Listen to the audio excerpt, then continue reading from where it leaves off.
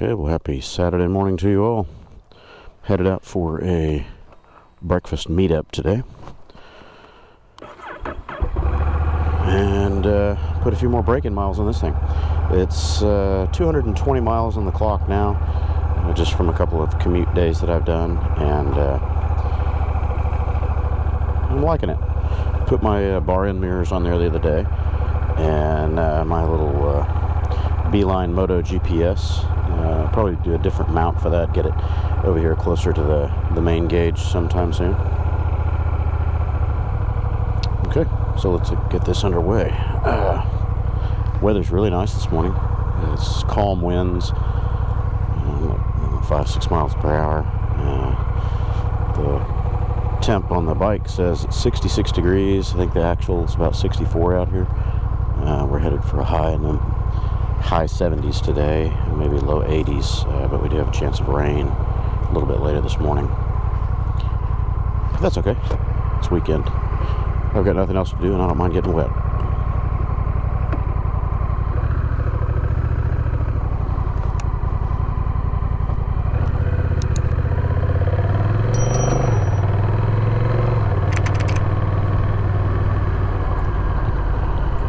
So I'll probably be taking this thing in for the first service. If I remember the owner's manual correctly, it was 600 miles, just that first quick oil change. If it's not 600 miles, I'm going to bring it in at 600 miles regardless, and go ahead and get that oil changed out and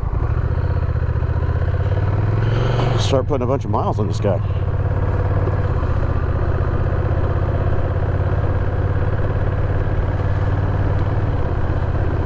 There are no touring accessories available yet, so what I might do in the short term here as a windscreen idea is I'll get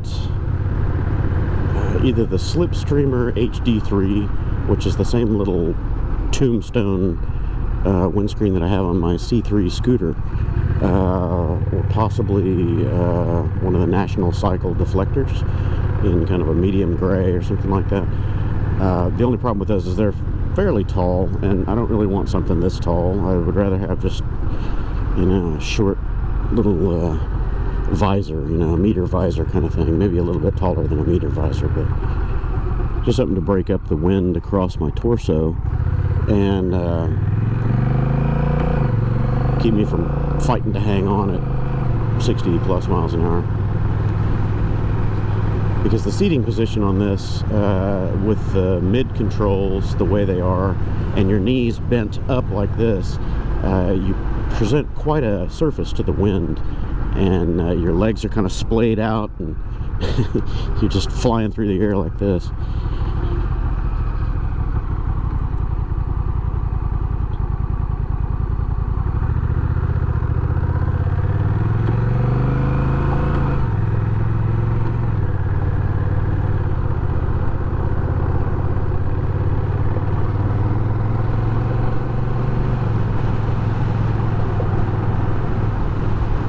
I was trying to remember what this thing reminded me of in my previous bike collection, and I think just kind of the character of it reminds me of my old V65 Sabre Honda. I had a V45 and a V65, and just kind of the overall feel of it is the same. The engine is a little more lively, but that V65 was a monster. I also had a Yamaha VMAX, but the VMAX was physically larger than this. The reach, the stretch, the seating position, everything was bigger. It was a much heavier bike too. I think. I can't remember. It felt heavier, let's put it that way. I had one of the, it was the second gen VMAXs, and that was just a crazy machine. But this one is obviously more refined. The suspension feels a lot better. DCT, obviously, all the newer amenities. Fueling on this is pretty good. It's a little hitchy at the bottom end at low throttle. I'm learning to manage it a little bit. Low speed acceleration is quite good. It picks up just effortlessly, but when you have to slowly feather the throttle and, you know, kind of trundle along in variable low speed, it can get a little lurchy, because it's like the transmission wants to be in the wrong gear, or there's just too much throttle lash. I haven't figured it out yet. I can manage it, obviously, but it's just one of those things. So anyway, just overall impressions of riding with the DCT for the last 200 and some miles, last week off and on. I think any of its little shortcomings are going to be far paled in comparison to all the benefits, though. It's so nice to just roll on the throttle and go. And it's not a scooter, you know. Scooters with CVTs, you've got so much driveline losses in those things. And it's always a little nebulous. You know, you roll in it and it's just a squishy rubber band feel. This is very direct because it's actually got a transmission with gears and a chain valve.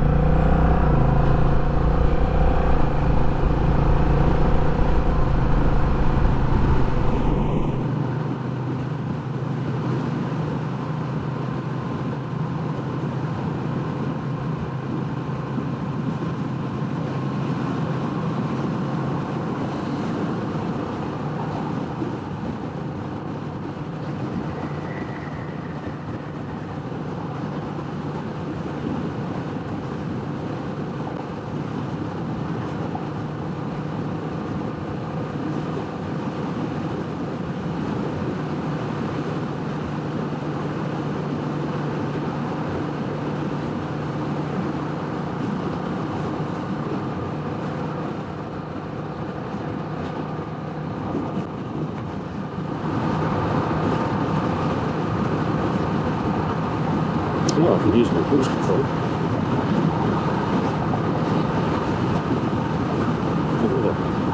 Set. I'm not real happy about the amber icon on that cruise control. That's what got me on my first ride home.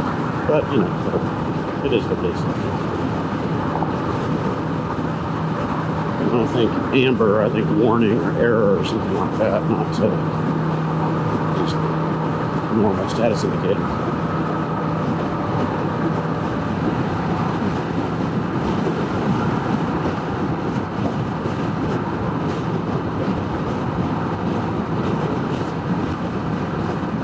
Well, so much for my sunshine. Here's some of the rain clouds. We're going to get wet before breakfast.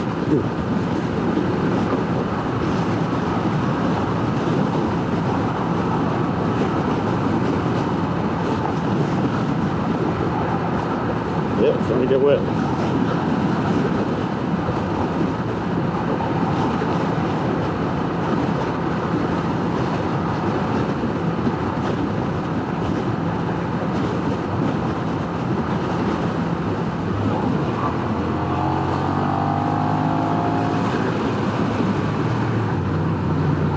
Well, stand up for that one.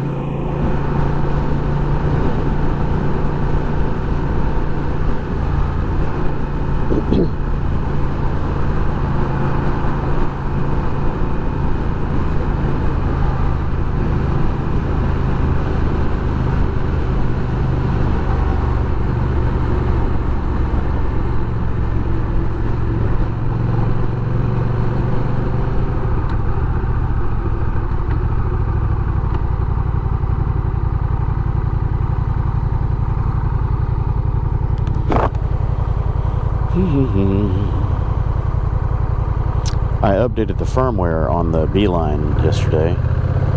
Hopefully that'll fix whatever little weirdo glitch it was having where it just kept flipping back and forth about 90 degrees.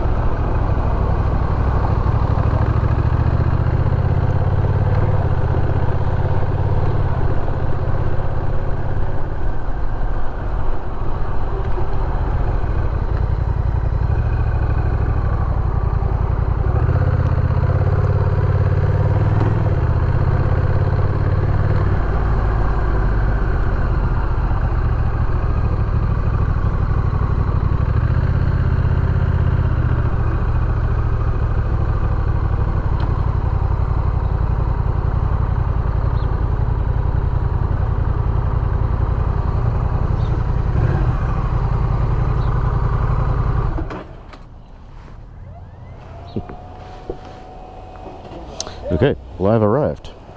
And it's a Honda. It's a Honda.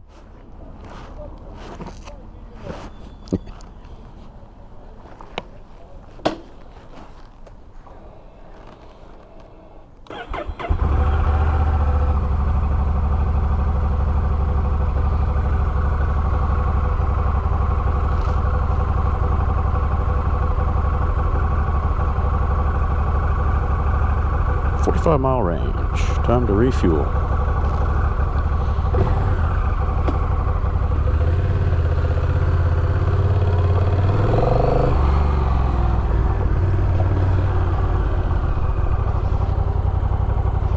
Alright, so breakfast is done. I'm gonna go out for a little ride, I think. Head out west of Katy and take 359 out toward Stephen F. Austin Park, I guess. Just kind of roll around. Enjoy some of the day, because tomorrow is going to be rainy and crappy, so today or nothing. And then I've got a full work week stacked up next week, even though it's spring break for everybody else. I've got a bunch of stuff that has to get done, so.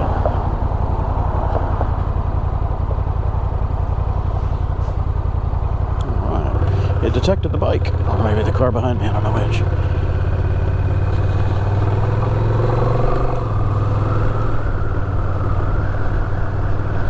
The temperature has officially gone up. It says it's 75 out here. I don't believe that. It's closer to 70, but it feels chillier because the air is moist. Feels good though. This is great riding weather. We'll stop out on the side of Katy out there and fuel up. I've got about 40 some miles left in this tank.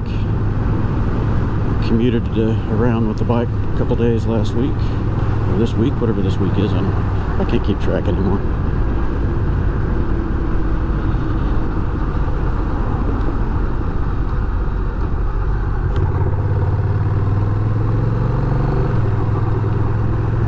Well,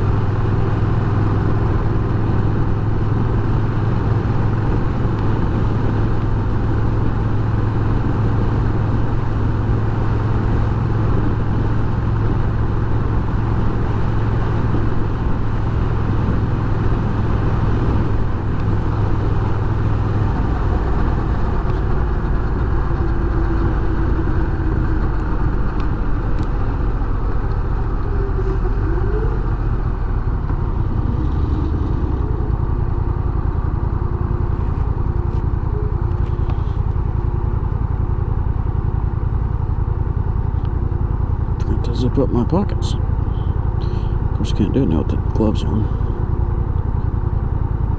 The little pull tabs on this Fly Racing jacket are very small. They're hard to grab with gloved hands. I have to put some different pulls on those zippers.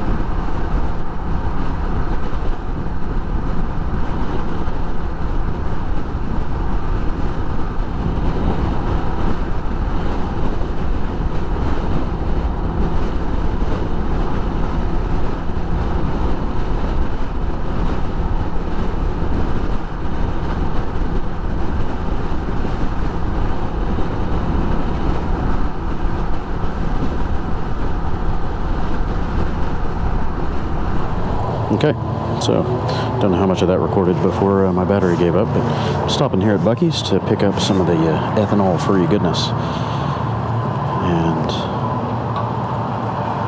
try not to get it all over the bike. 92 ethanol-free, good stuff. Oh Jesus, 378 a gallon. I'm standing up here and it looked like it said 318 a gallon. 378, man, they are proud of it. It's okay.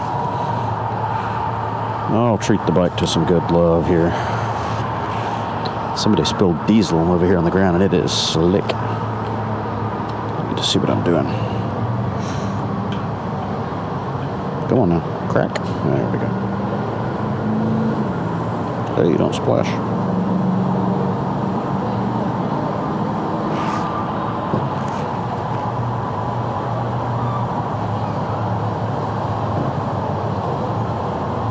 This place is really busy today. It's spring break weekend, so everybody's out on the roads. This might not be the greatest day to go back road riding, but we'll see.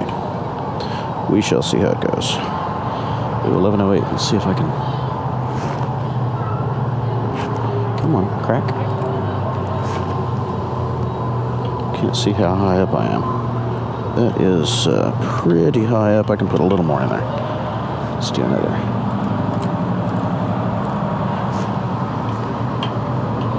Let's get it up to 25, shall we? Overfilling a tiny bit, but as long as it doesn't slosh out, I don't care. Yeah, there we go.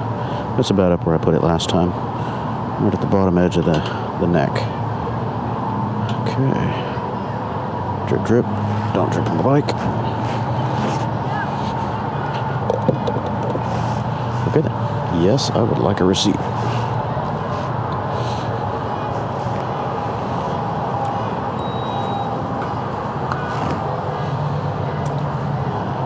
Okay, I'll do my normal mileage recording here. I'm going to start posting the stats for this on my Fuelie page. It's www.fuelie.com/driver/quasi-motard. That's where I record all my mileage for my bikes.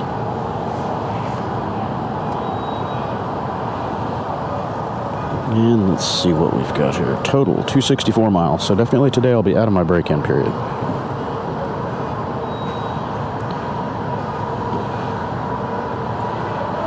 I almost forget how to get back to the trip. There it is. Trip A 142.2. Okay. And then I think you hold to reset. Yep.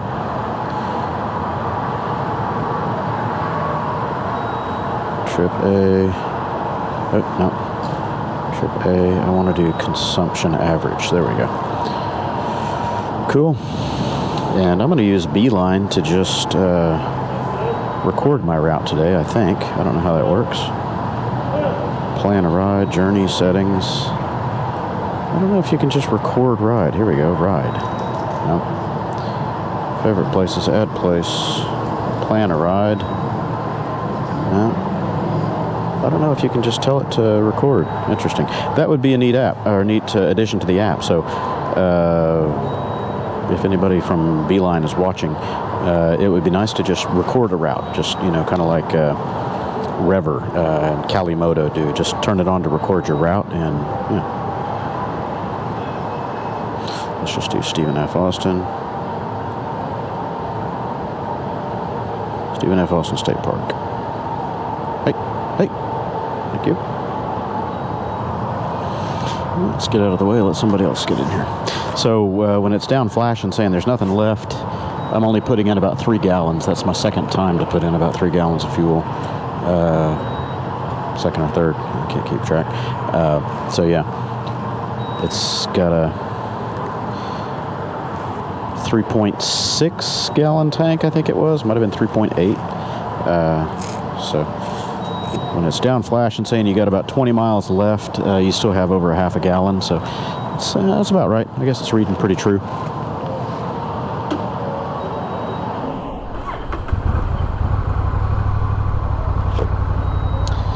And we will take the back road out of here. Oh man, that is slick. Somebody spilled a bunch of diesel there.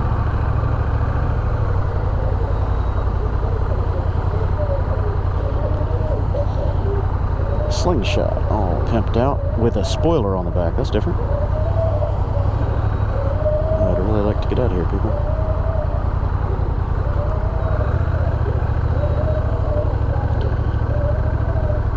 Not sure what the spoiler does for that thing.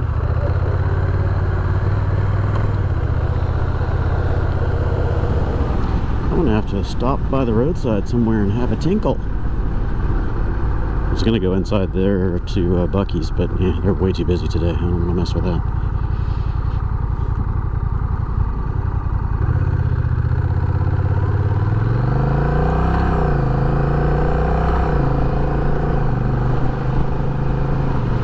The AirHawk seat cushion on here is a big improvement over the stock seat. Stock seat's not bad, but you know, I'm short-armed, and the seating position with the factory saddle for my height, 5'6", 5'7", I was stretched out a little too far, and just being raised up about a half an inch with this seat cushion has kind of eliminated some of the stretch. So, and it's quite cushy. You get just the right amount of air in it. It's a nice place to sit for a few hours.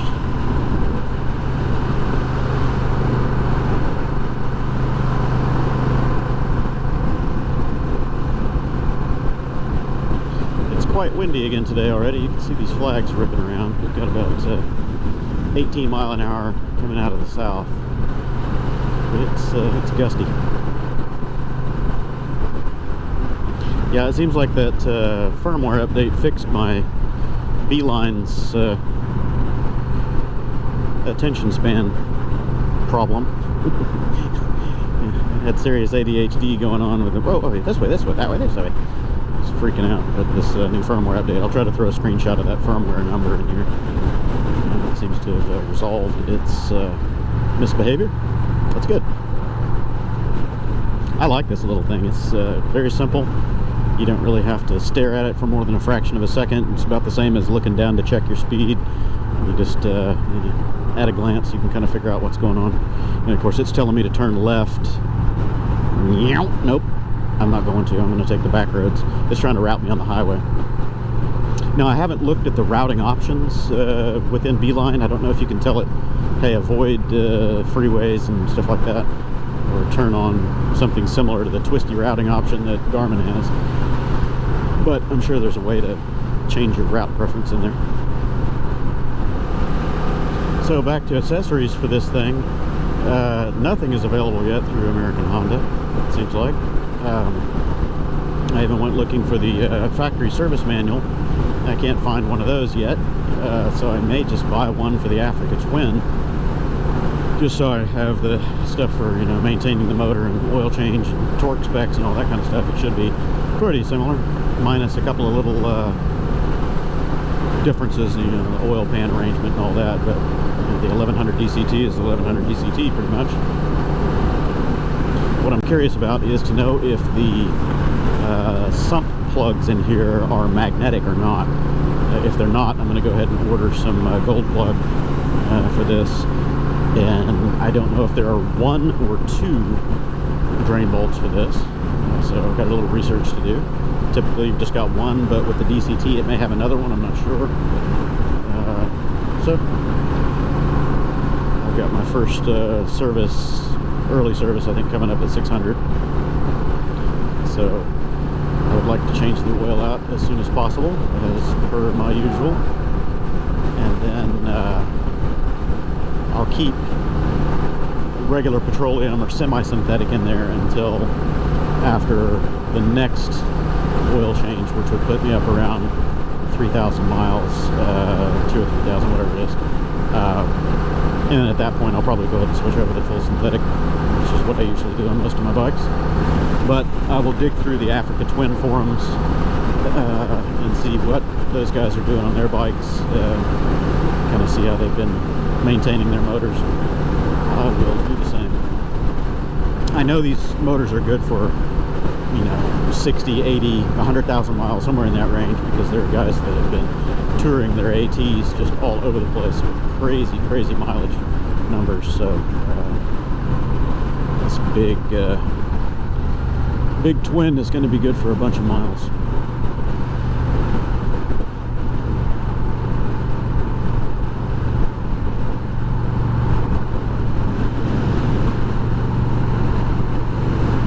Brookshire Brothers.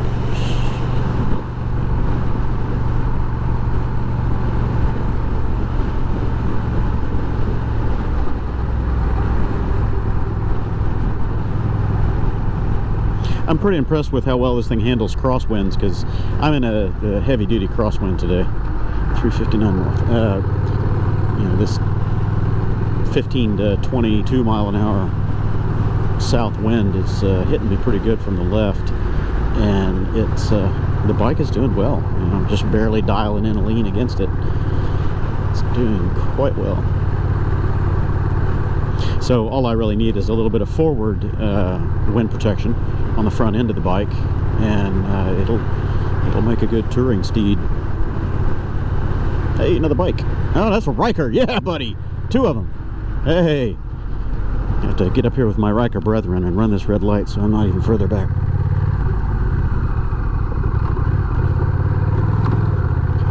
I'll have to do a shout out and see if these 2 Rykers up ahead of me are part of the Houston Ryker Riders group, or if they watch YouTube. Put them on the channel if I can get up to them. Come on, go, go.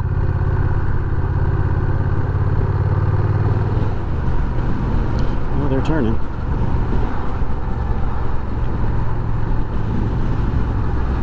Should I follow them and say howdy? Yeah, why not?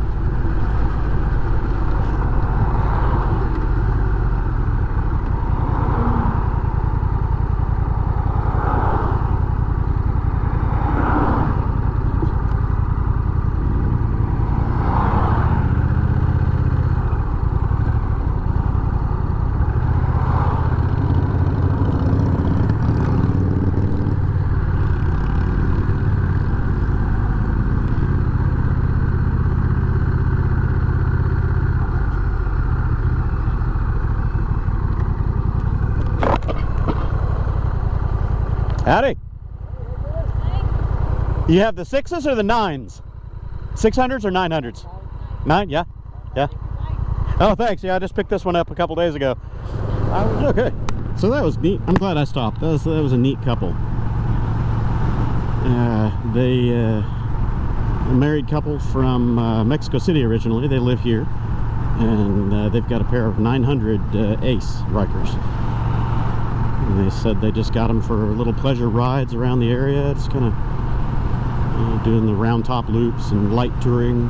They're not heavy into touring or moto camping or anything. And I kind of told them what I do, and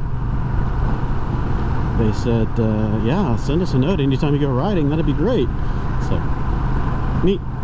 I told them about the Houston Ryker Riders group on Facebook and stuff like that, because they were asking if I was a member of any groups or if I had my own riding group or anything like that.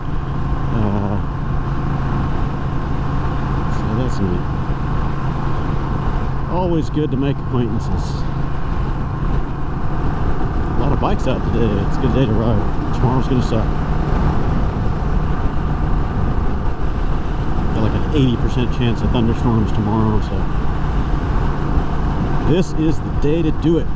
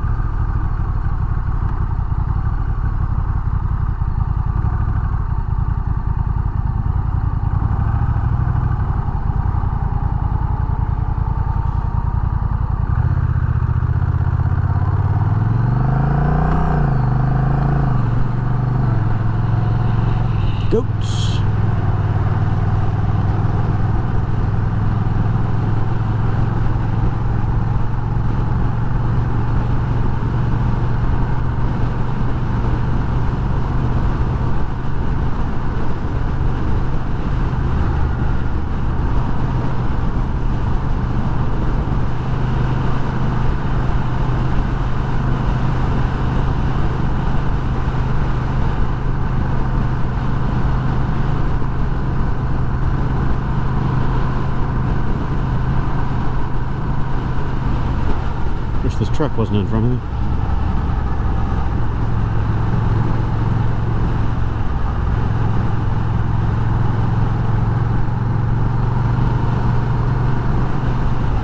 I'm gonna stop here and let him get some range on me, so I've got a clear road to play.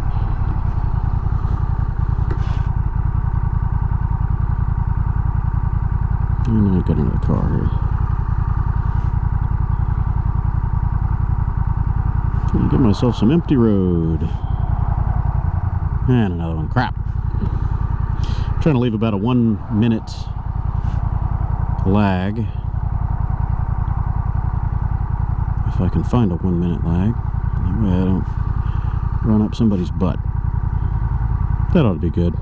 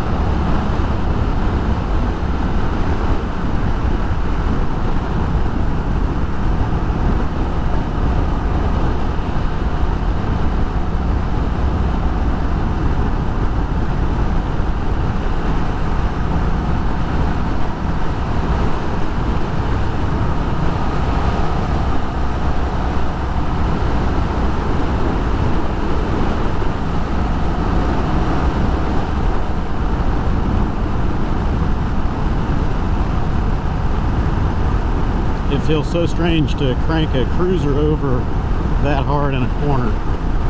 I've had a few cruisers in my riding career. But you always want to take it easy on them because you're just so close to dragging hard parts on them. This thing, not so much. It's got pretty good cornering clearance. I'm breaking through these corners at 70-ish. Plenty of lean, nowhere near the edges. It feels strange to be down that low, you know, because you're just waiting for that foot peg to go crunch. Sport bikes, you know, that's no problem at all. High swept pegs, you've always got plenty of clearance. But cruisers, usually pipes or pegs, you're going to drag something. Which immediately interrupts your line and sends the bike off kilter. So far, this one's doing great. And I'm closing my 1 minute gap on that last vehicle. Looks like I'm going to be able to get through my last set of squigglies here without having to slow down.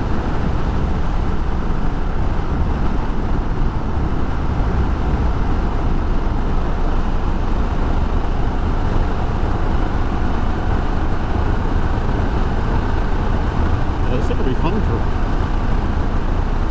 cranking through some canyons. That's 80 miles an hour, just smooth, steady sweeper there.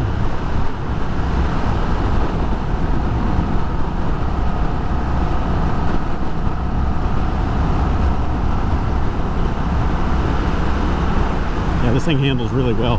Feels a lot more like a standard bike than a cruiser. Honda did a good job with the wheel diameter and tire profiles on this thing.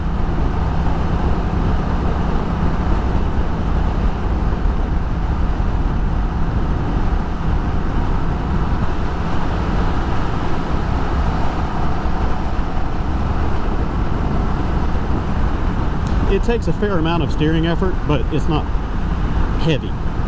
Not like a lot of other cruisers with those giant bulgy tires. This thing carves the line pretty well.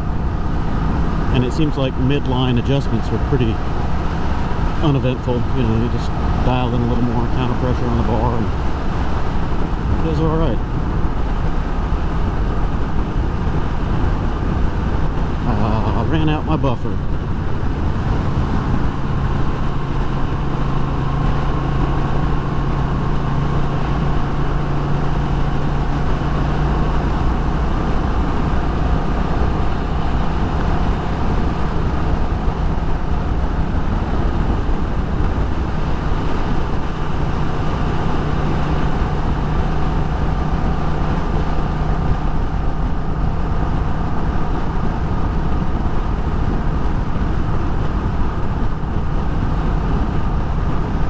And I'm doing pretty respectable 45 miles to the gallon on my consumption here. 60 to 80 in the back roads. Not cranking the throttle open or anything, but running it at a decent clip. 45 on the twisties with a little bit of throttle, that ain't bad.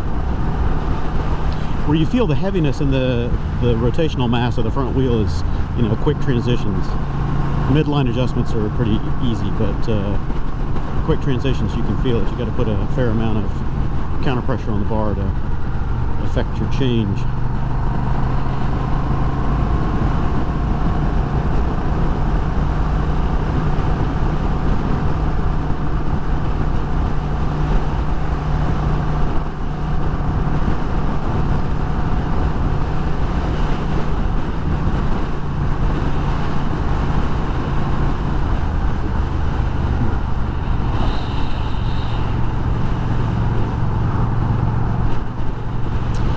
Stephen F. Austin State Park to the right. Oh, that's a new sidewalk there.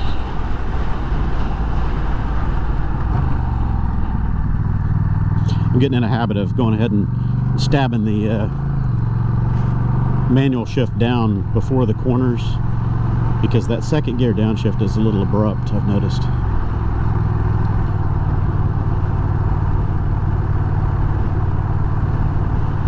I'll bet the park is full. Spring break. You guys are probably looking at bugs, aren't you? I got bugs all over my visor. Forgot to wipe off the lens of the camera. Ran through a gnat storm back there. Looks like I got a gnat shotgun blast in my visor right now.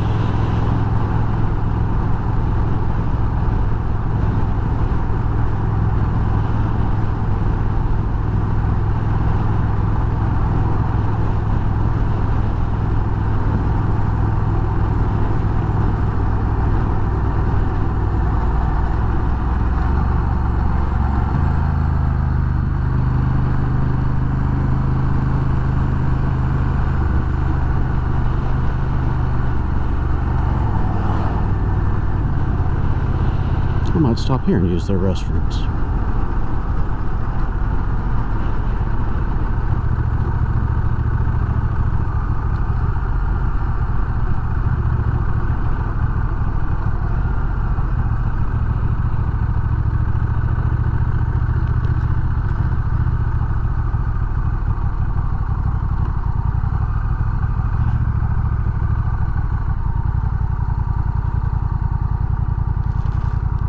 Alright, go ahead and show them my pass, tell them I'm just rolling through.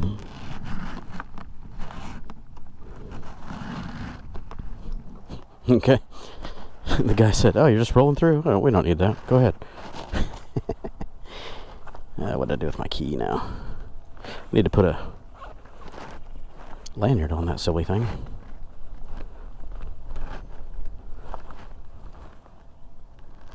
What did I do with my key?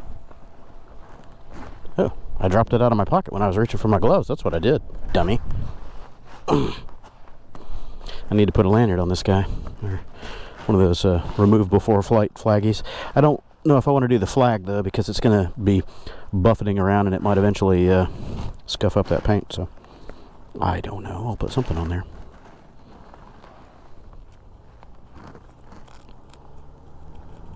Kind of like the Ryker key. Man, that thing annoyed the hell out of me when I first got it. It still does, because it's so small. Can't get it out of your pocket with gloved hands. And I took the little side covers off of it to where now it's like a skeleton. So now I can get a loop through the silly thing. I keep reaching down here for the start. It's not there.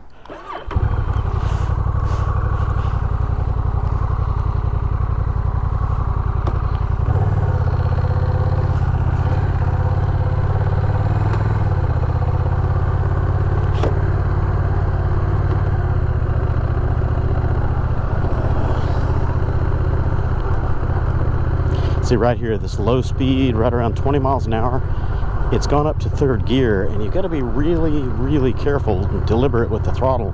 Otherwise, you end up with the, the up-down lash on the throttle. I don't know if it would be better forcing it down to second gear. Just kind of that on-off lurchy. I'm just going to do that with the standard shift as well, but at least you can pick your gear and make it hold it without manually switching this one over into manual mode. Little quirks. Not showstoppers, just personality issues, I guess.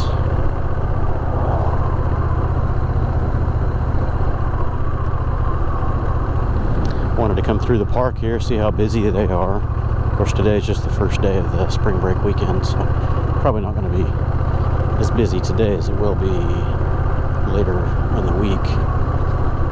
And I was curious to see if they finished the restroom bathhouse reconstruction over here yet.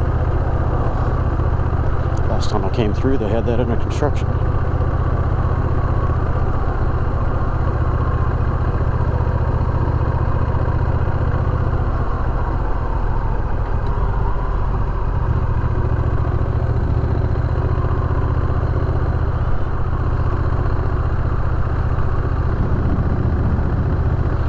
Campers out.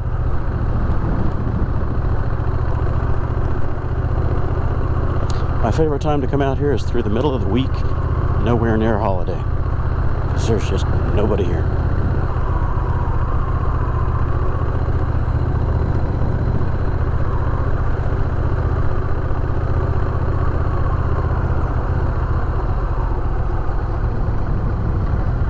Nope, looks like the bathhouse is still under construction.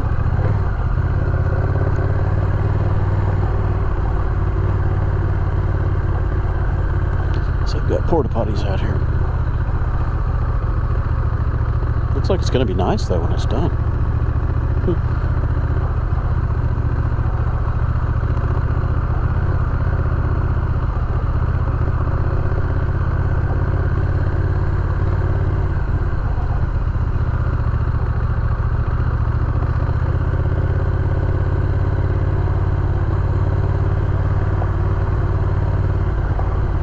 There's my favorite spot.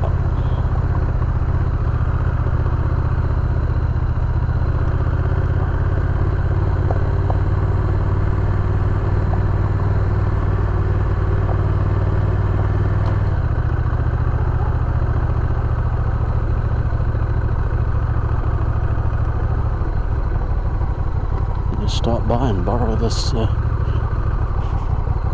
porta potty. The ground's not too soft. I think it might be. I'm gonna choose a different direction where I can have this thing up on the asphalt.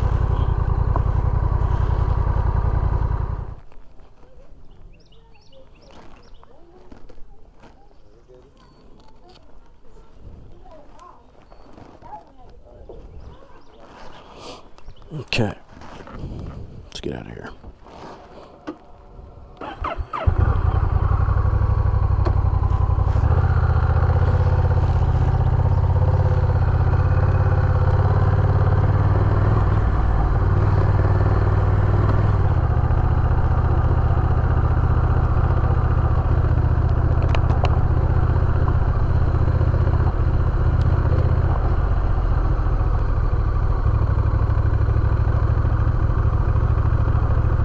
Yeah, this low throttle stuff right here sub 20 miles an hour is a little lurchy. Be very deliberate with the throttle, and over bumpy stuff like this it's hard because your hand is always jostling around.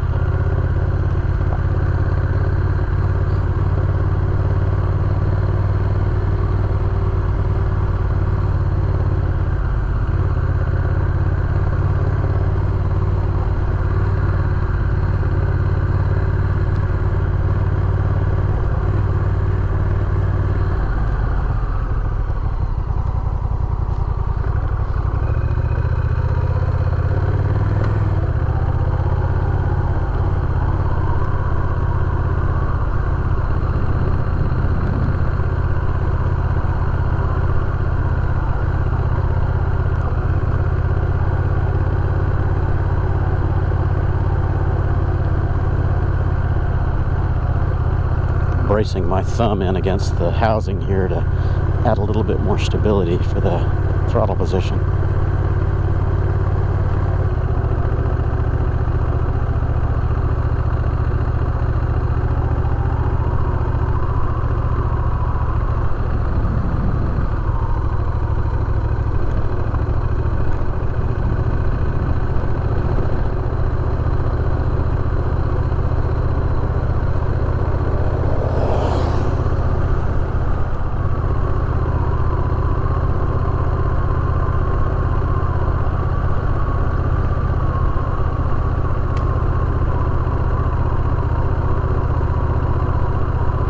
Seems to be helping quite a bit.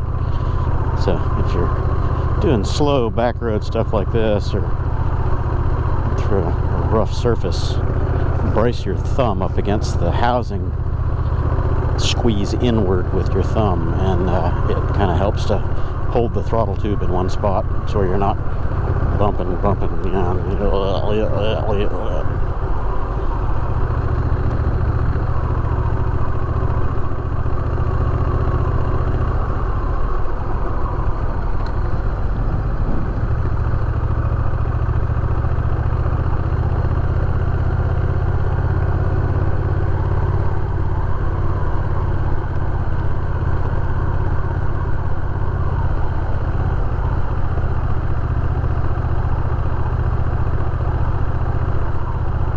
So from my early observations here on the fuel economy, it looks like it's going to be about a 45 mile per gallon bike, somewhere in that ballpark.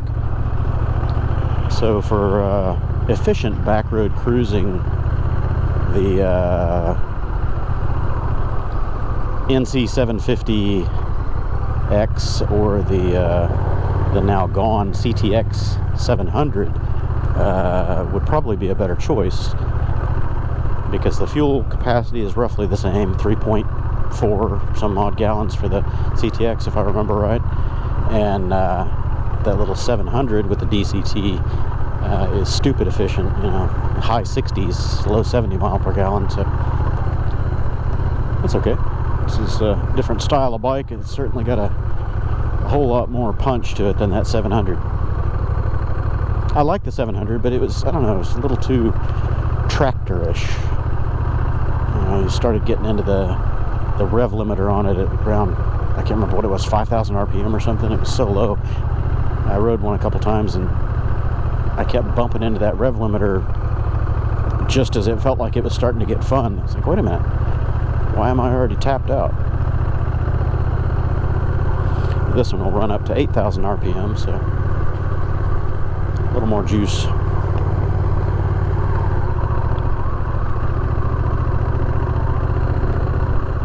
I've never been down there. Let's go down there.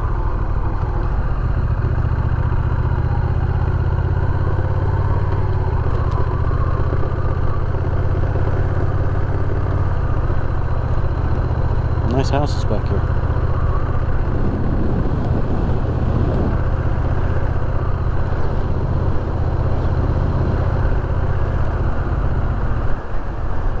There's another road. Looks like I've got a couple to explore. Now that one's a dead end. Don't know where that goes.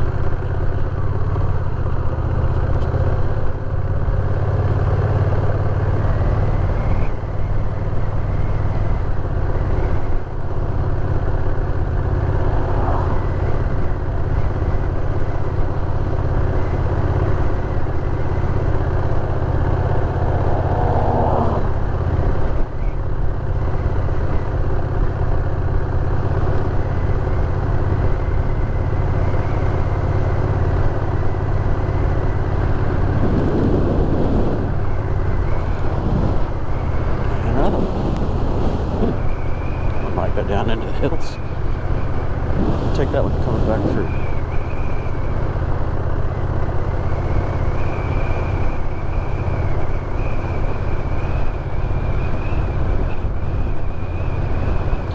Feeling around in my pocket to see how many batteries I have left for the GoPro. I got one more. So the one I just put in here is fresh, and I got one more.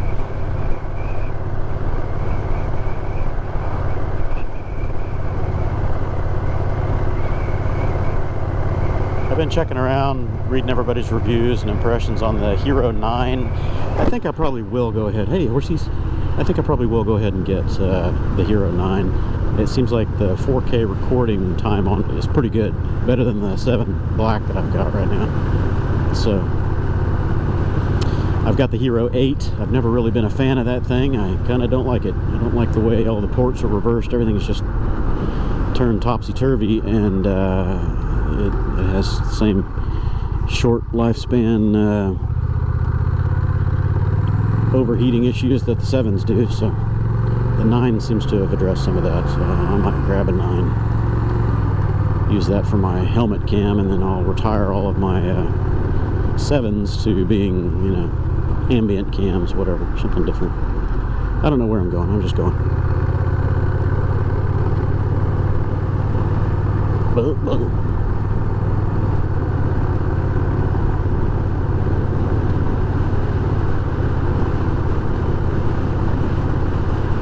This is my normal Sunday routine, but I'm not going to be doing my Sunday ride probably because of the forecasted rain.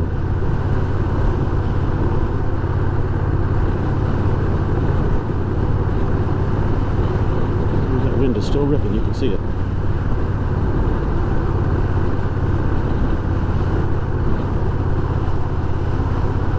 Look at here. It's a residence with a heck of a setup. Nice. Ooh, nice houses back here.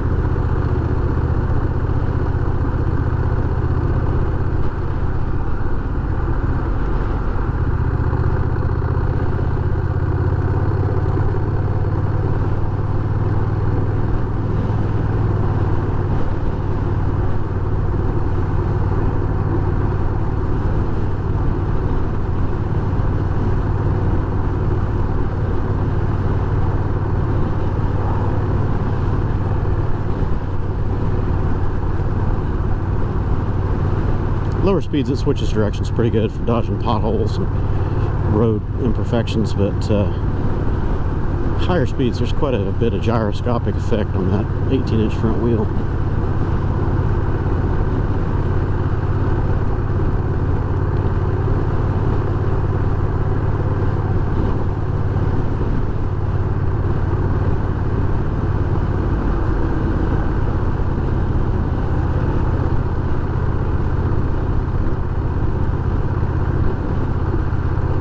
That was rough. I wonder if that road curves back around to that other one that I was going to take earlier. I'm going to get myself so far back here, I wonder where I am. I want to take the same route back home on 1461 or whatever that is. Do the twisties again. Go in the other direction. Sealy city limit. Okay, so now I'm in Sealy, Texas. Scratching his neck trying to get to that grass on the other side of the fence. Grass is always greener on the other side, huh?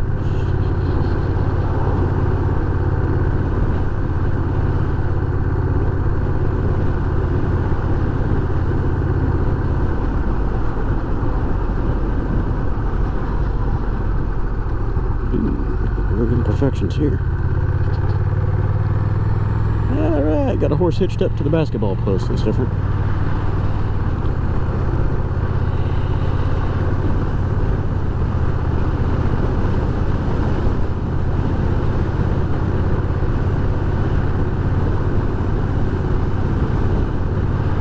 Yep, I've never been out here before.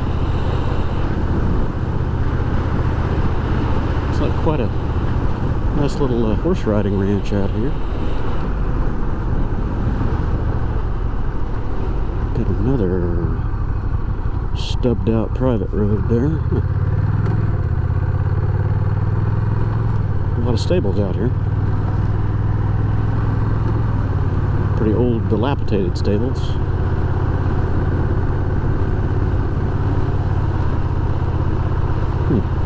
Yeah, that's pretty much abandoned. Right next to something new and nice with no names on it. What is this? Don't know. Oh, wait, there's a name. For sale. It is nothing now.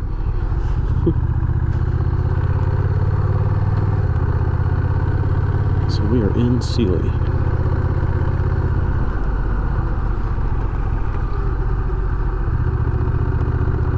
Ooh, hey, that's a big bump. Hey.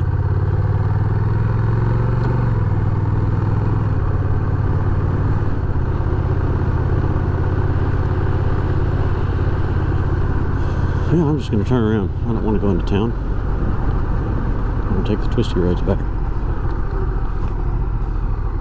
Nobody coming? I'm turning.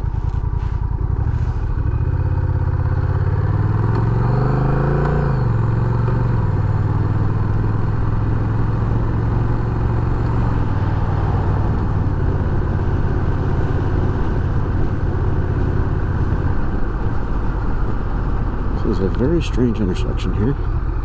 Very uneven at that.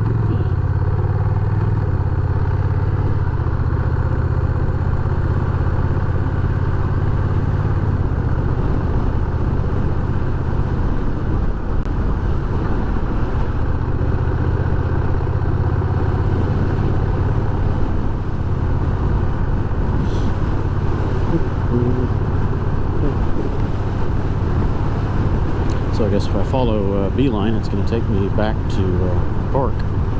So that's the last destination that I left it on.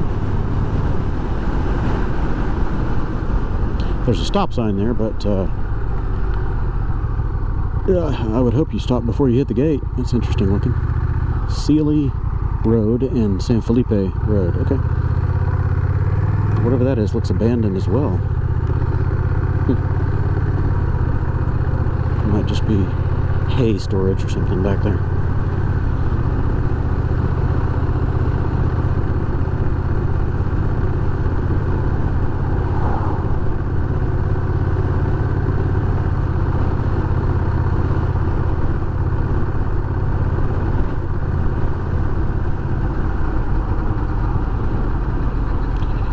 I feel sorry for you, horsey. It's kind of a crappy place to be hitched up. Ooh, big hole.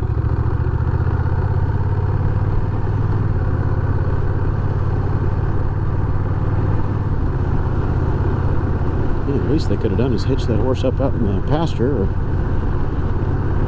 let him out in that fenced area, walk around, do a little grazing.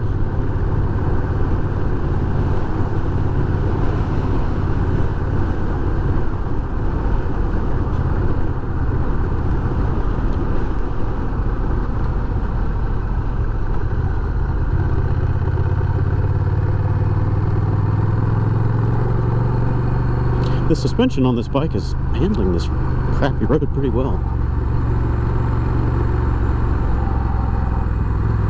It's jarring, but it would be jarring on pretty much anything except for a big ADV bike or my XT250 or something that's got 9 inches of plush suspension.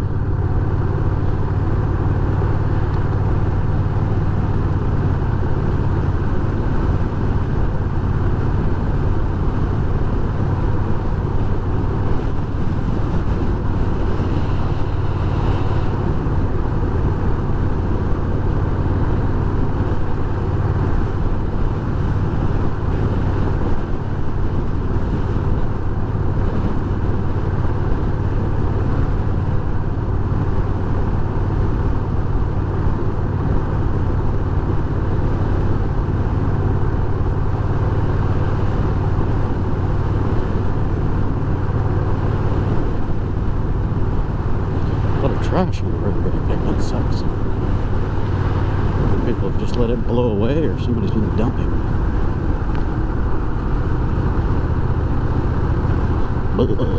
That's rough.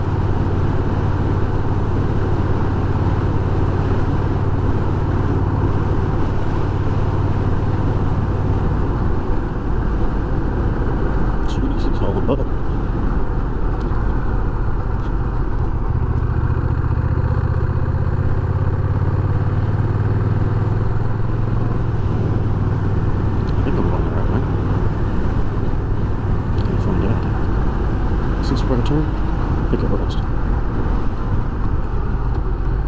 Thomas? I don't know. Yeah, this is it. Hey, Beeline's doing its job.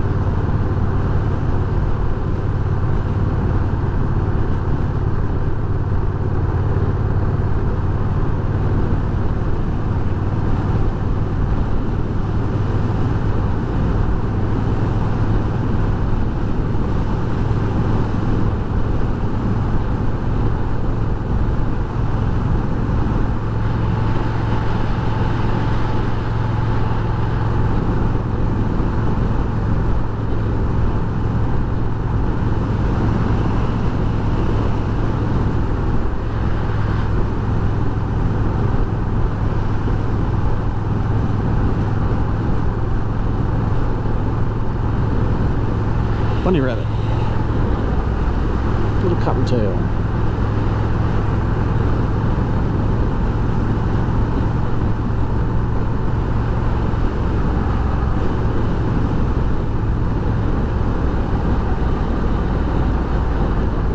I said I was going to go this way on the way back through, didn't I? I did.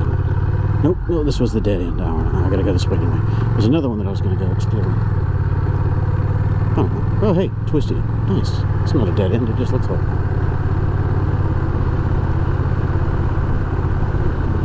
Watch, it'll turn into gravel. This ain't no twisty. It's dead. It is a dead end. Look at that.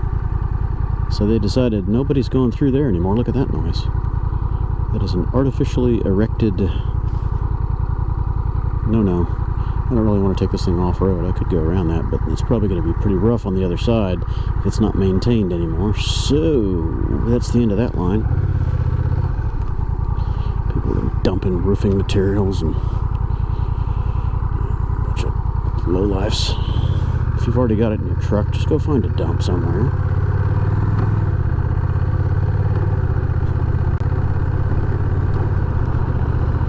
That is a freshly graded out lot for something. Nice fencing, security, doing something with it.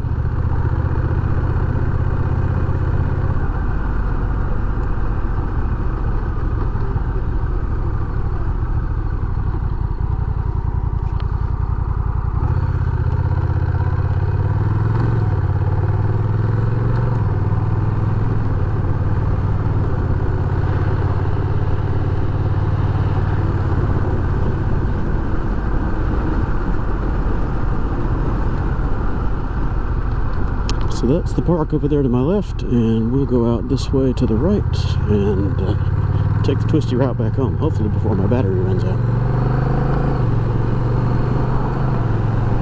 Maybe I should just change it before I do it, huh? Yeah, I think that's what I'll do.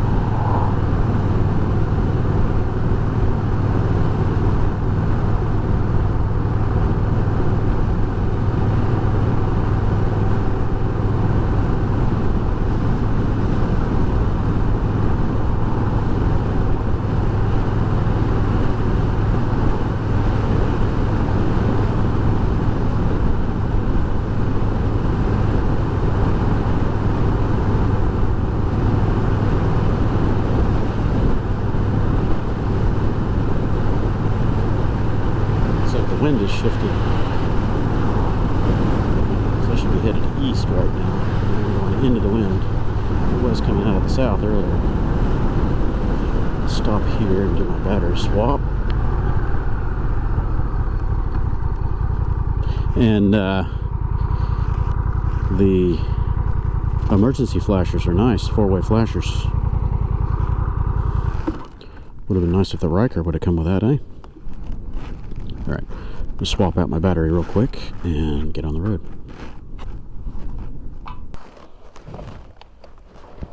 Okay, off I go. It's a good idea. I changed the battery. It was down to 48% already.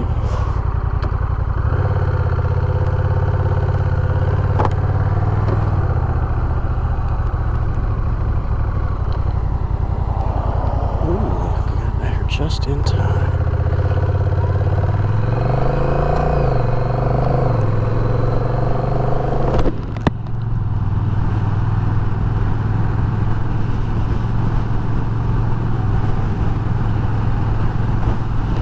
Never been to that historic site.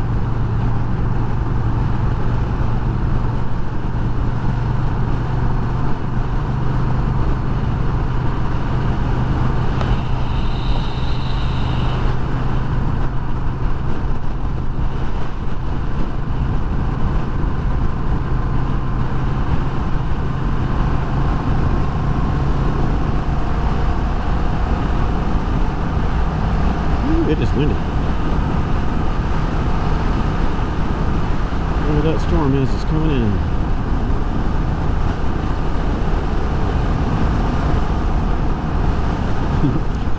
I'm headed pretty much into it at a diagonal, and it's not steady, so it keeps pushing you offline. Like, hey, stay over here.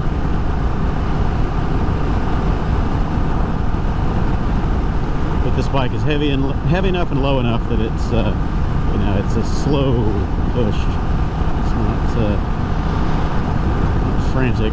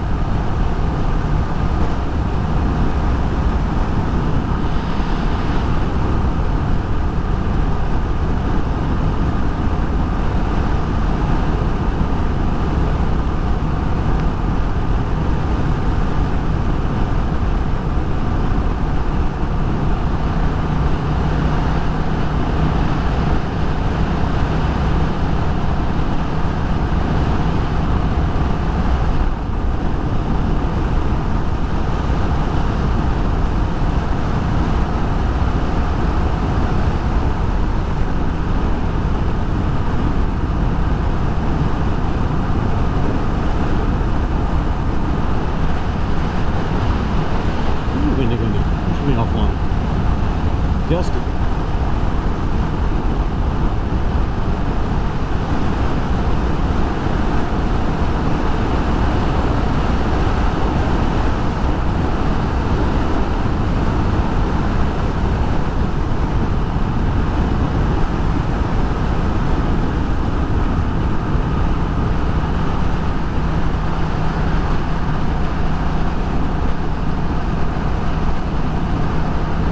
This thing's good fun on the back roads.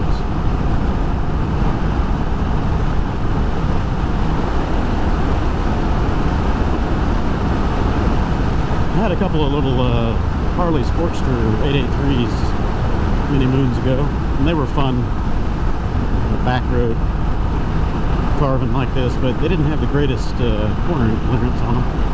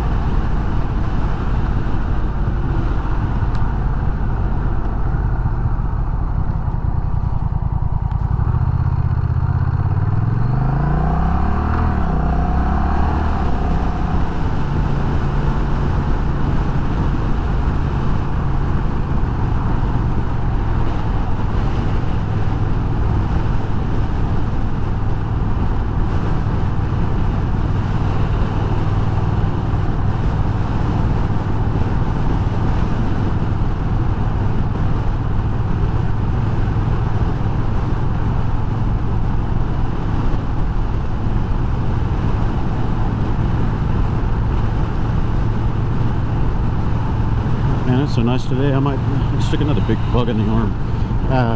It's so nice today. I might take the Ryker out, park this one at home, and get the Ryker out for a little blast. I might come right back out here to the same place.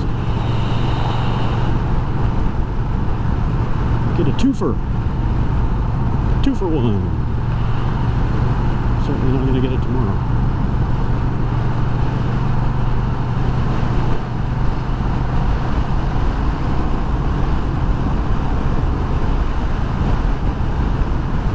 I haven't really had my Ryker out for any longer rides since my freezing ride up to James's back in the middle of February to have my alignment fixed, and it seems like he fixed it pretty well. That ride was so miserable and cold, I didn't really notice much if it was totally fixed at higher speeds, but I'll bring it out today. Carve it around a little bit, see if it behaves itself.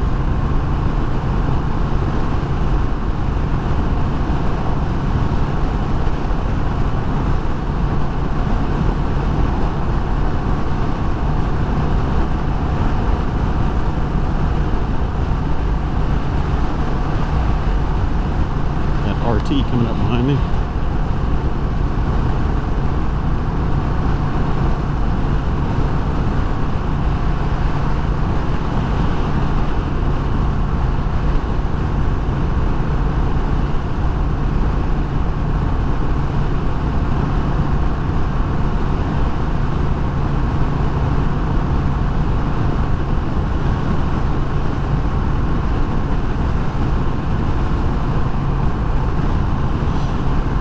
I need to set my clock on this thing. They didn't set it at the dealer. Go through the manual and figure out how to do that.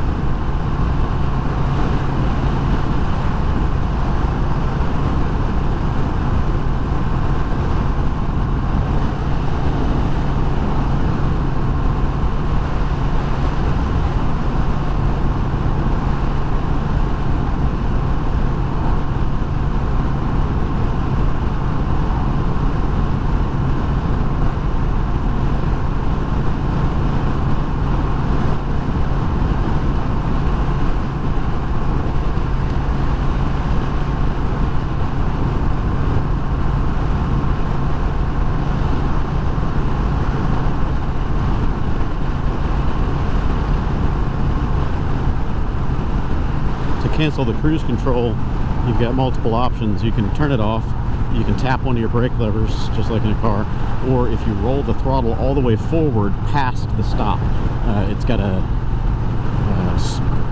momentary switch or a micro switch or something in there that knows that you're trying to close the throttle completely, and that disengages the throttle for you, or the cruise control. So it's similar to the Ryker, where it's got that forward notch that engages the system.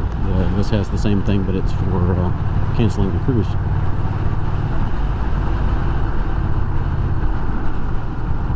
Oh, that's a line of traffic. Crap.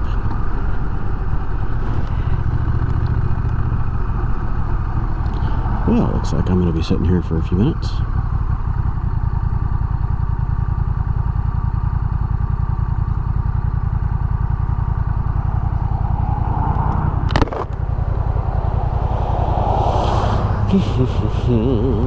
So, slow and steady, you're getting about 46. That's not too bad.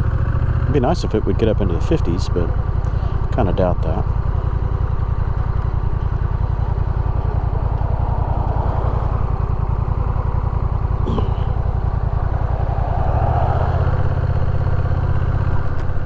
Leaf storm.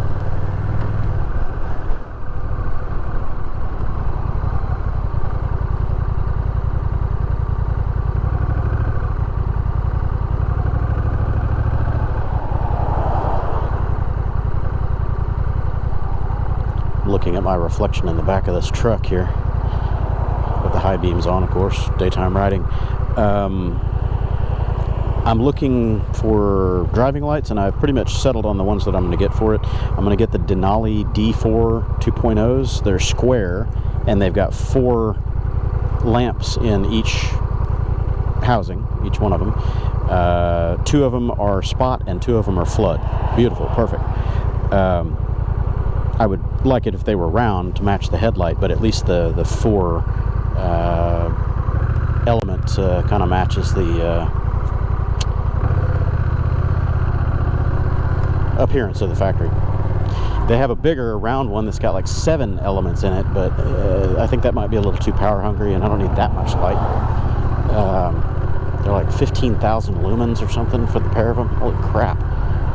It's crazy. And they draw over 10 amps plus, 11 amps I think it is, so like 130 watts or something like that. It's a bit much. The little D4s pull half that. They're like 800 watts, or I don't know what it is, I can't remember. 675 watts, something like that. So that's a little more reasonable. Anyway, long story short, I'm trying to figure out where I'm going to mount them. Eventually, when I get an engine guard, I'm going to use that as kind of a dual purpose thing. I'm going to hang some vertical bags off of it. Don't know what I'll hang up there yet, but probably some dry bags, narrow vertical dry bags. And off the top edge of the bar, I'll hang the driving lights off there as well. But until those become available, it looks like I'm going to have to do fork clamps and put them kind of right next to the headlight up there. Let's see. Not sure if I've got enough clearance. We'll figure it out.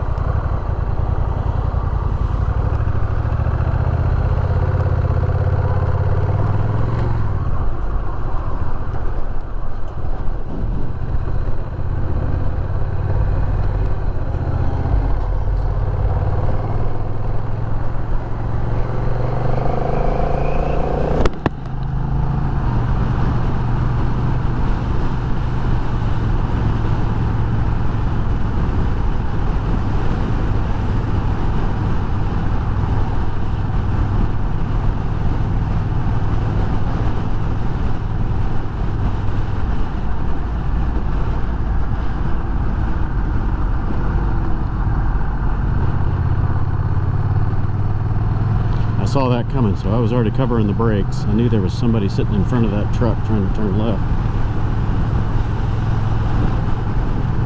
Glad he was paying attention. I would have been able to stop in time because I was already on both brakes, but still. You just never know.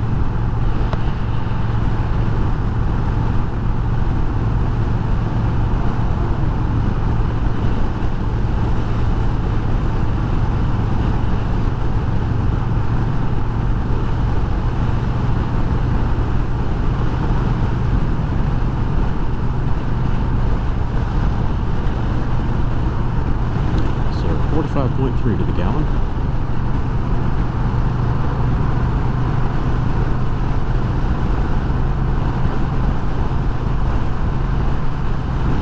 A lot of motorcyclists and people that just do weekend cruising and stuff like that, they don't really pay attention to fuel economy. It's not a big deal to them. For me, because I do so much commuting and long distance rides and that sort of thing, I keep an eye on that. One, for cost. Two, for trip duration, interval planning.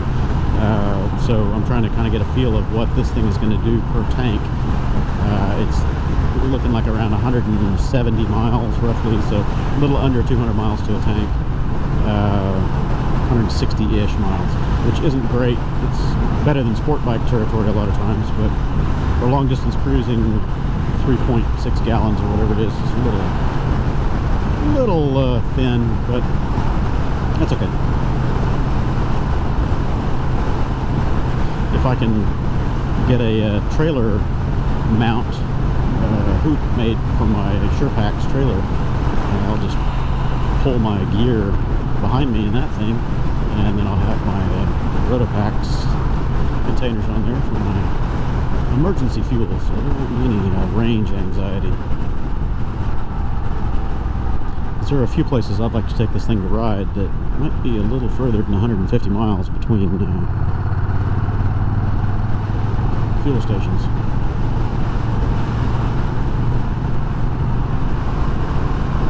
I don't know if I'm going to be able to go out for my second ride or not. My wife is down with a sore throat this morning. Both of my daughters have had it, so it's some kind of throat bug going around. My middle daughter started feeling better late yesterday. She had a sore throat for 2 days. She's getting over it, so I guess. Yeah. My wife will probably have it for a couple days. Hopefully I don't get it. I've already had the sinus craziness from all the pollen in the air the last few days. Eyes are gummy and burning. Feels like somebody poured salt in my face.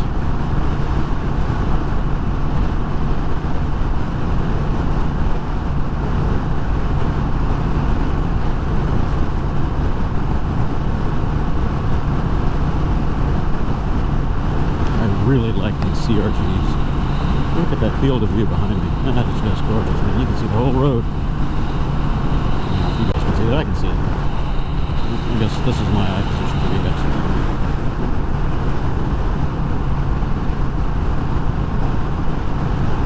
Edge to edge on the road, both sides. Fantastic.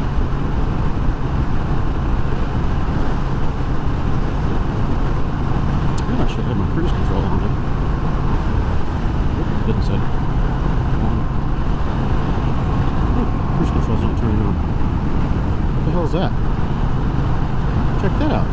My cruise control is not engaging at all. Look, I can't get it to turn on. Oh, that's messed up.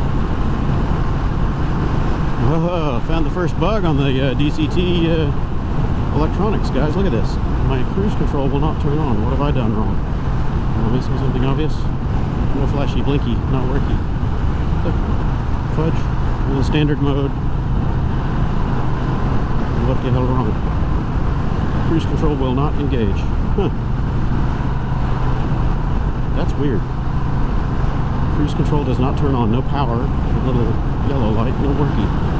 Ah. That's a bug. I was in the middle of the road on a long highway trip. That might annoy me. I am gonna have to stop up here at the light and kill the ignition and restart it. It's really weird.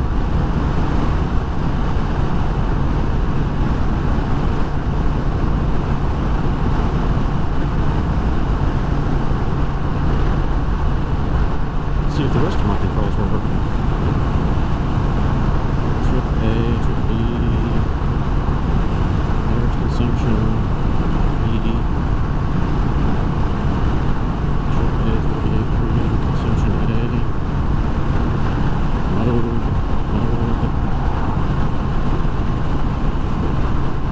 range 125 miles, total 312. Well, I'm out of my break-in period.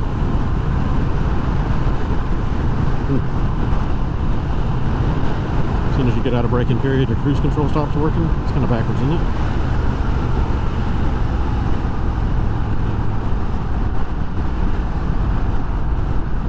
Let's see if I've got enough. Nope. I was gonna say, see if I've got enough time at this red light to reset the system, but no.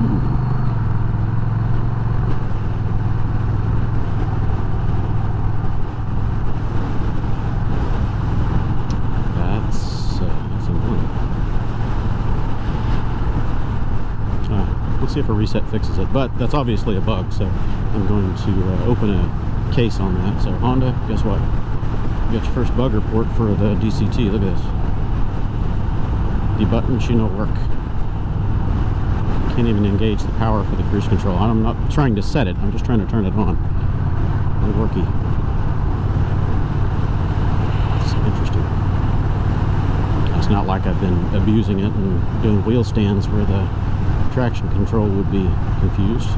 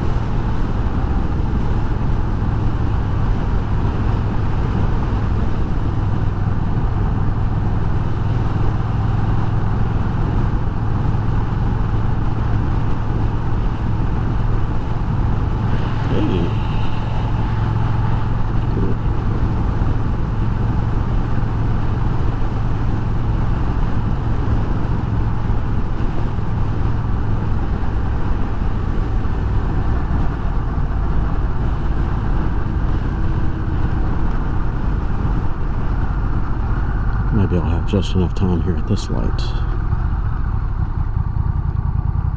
Okay. Let's kill it. System is off. Turn it back on. And now I'm started.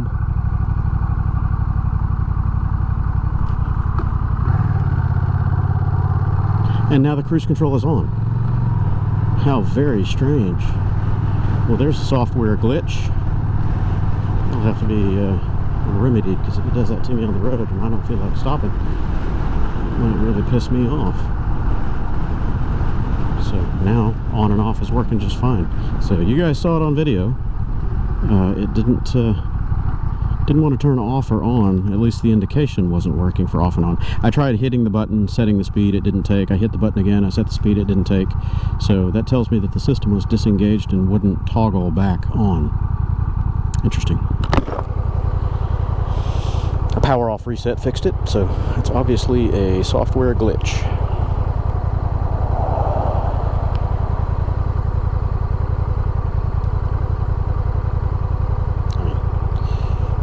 As far as glitches go, that one's pretty minor and not a problem. Going into limp mode or something like that, or traction control screwing up, now that might be annoying. And this is ride-by-wire, so if the throttle decides to quit, hey, that wouldn't be good.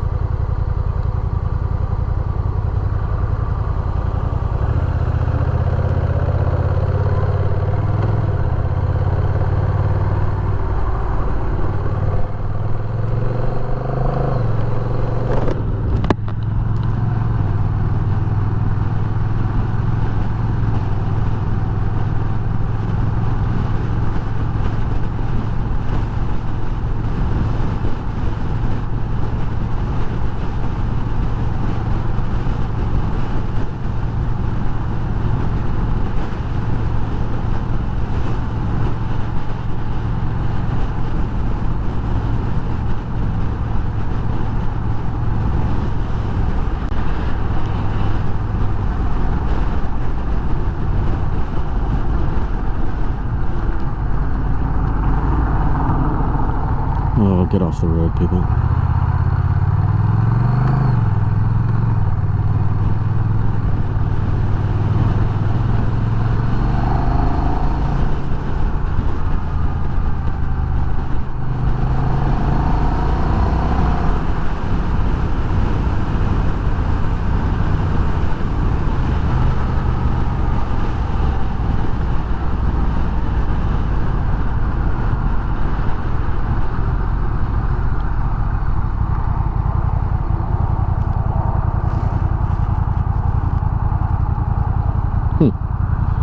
I'm still puzzled. So cruise control is turning on and off just fine now. Strange.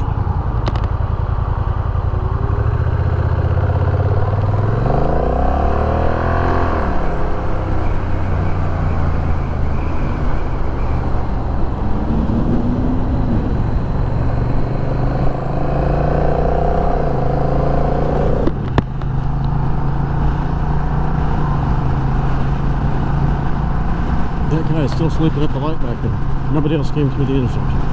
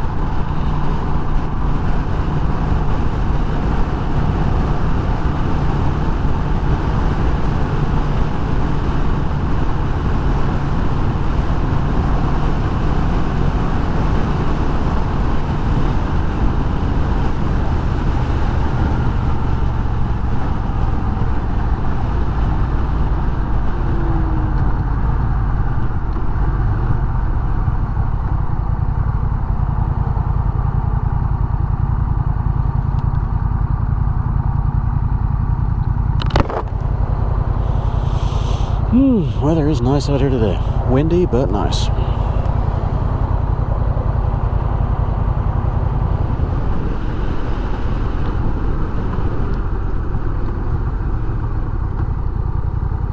Alright, so I'll take this thing home and park it for a little bit and take the Ryker back out as long as my wife is feeling okay. She said she needed ginger and some other stuff to make her homemade sore throat remedy. So I'll have to see if she's gotten that yet.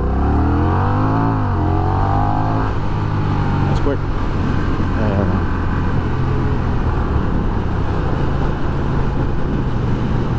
If she's feeling okay or if she has all her supplies, I'll go out for another hour or two playing around. Otherwise, it's going to be Dr. Daddy. And, go get the drugstore runs and grocery store runs and everything so she can get to feeling better.